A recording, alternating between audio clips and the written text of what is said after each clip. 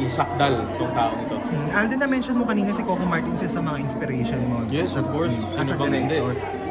Yes. Kasi si Alden meron siya pinapauso ngayon na no script sa mga artista. Oh. Willing ka bang pumasa doon?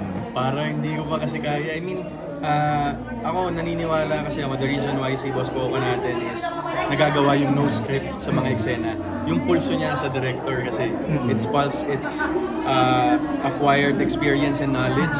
So kayang-kaya na niyang i-pull off yun. But for me, since I'm starting pa lang, baka dun muna ako sa normal route, sa safe route muna. Pero as an actor, kaya mo ba yun?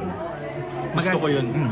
Kasi it gives more empowerment to the characters na hindi mo sila kinukulong sa letra ng script. Binibigyan mo sila ng hindi mo ginagawang tamad yung mga artista sa storytelling. Ito yung intention ng scene. Sige, kung anong nararamdaman mo as your character, say your line. Kasi you make the actors work also. So yun lang din yung nakikita kong magandang side nun na on the spot lahat. Last na lang for me, marami kasi nag